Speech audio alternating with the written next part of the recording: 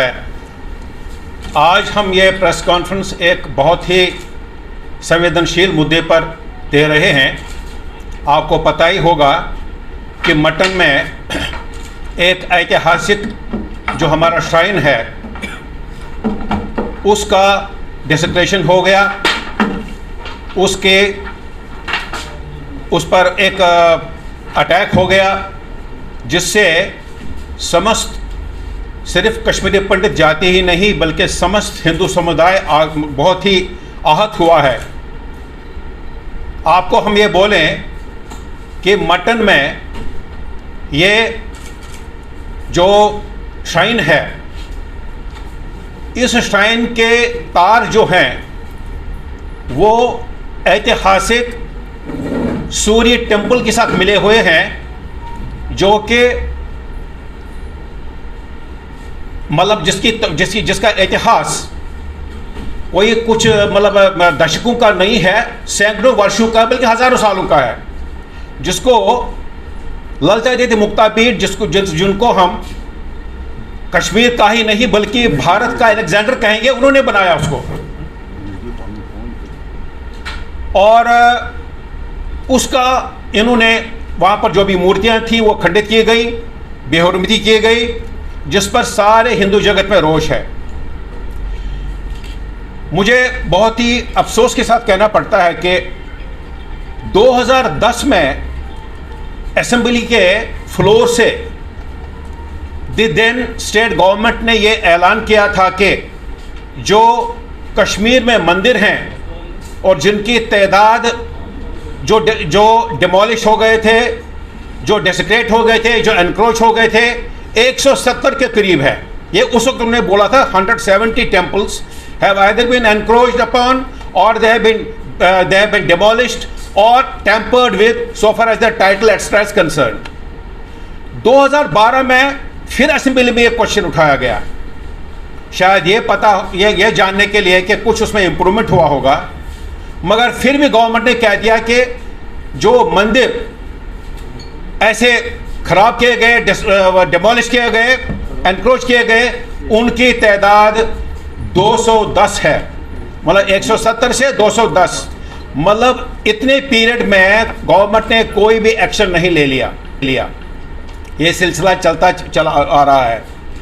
तभी हम Premnath Bhatt memorial trust जो है, ये नोडल एजेंसी है, सारे कश्मीरी हिंदू जो समुदाय है जो एग्जाइल्ड इसमें इस वक्त स्थिति में रहते हैं, उन्होंने इस ट्रस्ट को नोडल ऑर्गेनाइजेशन बनाया है।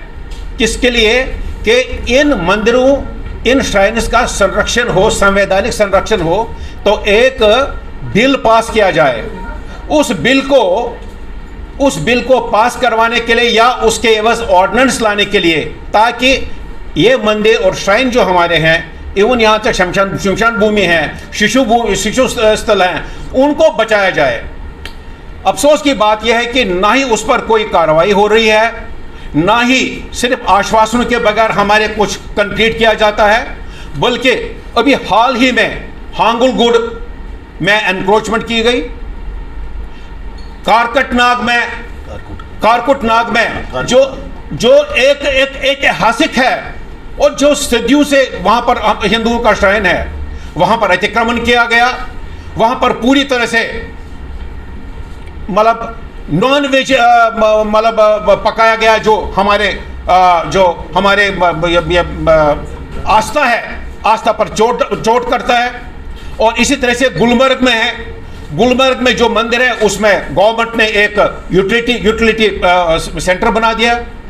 हम गवर्नमेंट से ये मुतालबा कर रहे हैं कि हमारे मंदिरों के और श्राइन्स की तरफ इतनी उदासीनता क्यों है? आखिर कब तक हम आश्वासनों पर टिके रहेंगे? सिर्फ हमें आश्वासन मिल रहे हैं या कहीं पर थोड़ा सा पैचवर्क किया जा रहा है। हम इस जो मटन में बागे बरगिशा का भगवती इसका नाम है, श्राइन का नाम है, बहुत ही मशहूर है, माता का नाम है, ये हमारे आराध्य देवी है और सारे इसमें हमारे हिंदू जगत की है। और इसका जिस तरह से मूर्तियां विध्वंस की गई, खंडित की गई, और वो भी तब जब श्राद्ध चल रहे थे, और इस तरीके से कि सारा हिंदू जगत जो है इसे आयात हुआ है। हम गवर्नमेंट से मुतालबा करते हैं कि इन जो भी इनके पीछे जो तत्व हैं, जो भी जिहादी मानसिकता के लोग हैं, जिन्होंने इस मंदिर की यह बेहरमती की है, उनके खिलाफ सख्त से सख्त कार्रवाई की जाए। इसके लिए पंडित रहमान बख्श मेमोरियल ट्रस्ट जो है वो एक पीसफुल मूवमेंट स्पीयरहेड कर रहा है पिछले 10 साल से, पिछले दशक से।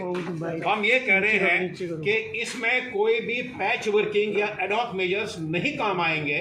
इसमें संवैधानिक हमको इसका संरक्षण मिलना चाहिए। वो तभी संभव होगा जब के बिल पास होगा, temples and shrines protection and प्रिजर्वेंस act बने एक पूरी तरह से, जो भी उसका टाइटल नाम है, वो जब तक नहीं होगा, जिस तरह से मुझे औकाफ के लिए है संरक्षण है, उनके औकाफ के जो भी रिलीजियस एंडोमेंट्स हैं, या जिस तरह से गुरुद्वारा प्रबंधक कमेटी है, उसी पैटर्न पर हम कुछ और नहीं मांगते हैं सरकार से। हम ये मांगते हैं, जैसे कि हमारे चीफ स्पोक्स पर्सन ने कह दिया, कि वो जो हमारे मंदिर और श्राइन्स हैं, ये खाली आस्था के केंद्र नहीं है, ये हमारे आइडेंटिटी के स्रोत हैं, ये हमारे आइडेंटिटी के बिंदु हैं। वहाँ पर ये ऐतिहासिक हमारी गवाही है कि यहाँ कश्मीरी पंडित जो है 5300 साल से रह रहा है, आबाई बाशिंदा है, और आबाई बाशिंदे के साथ ऐसा जुल्म नहीं होना चाहिए।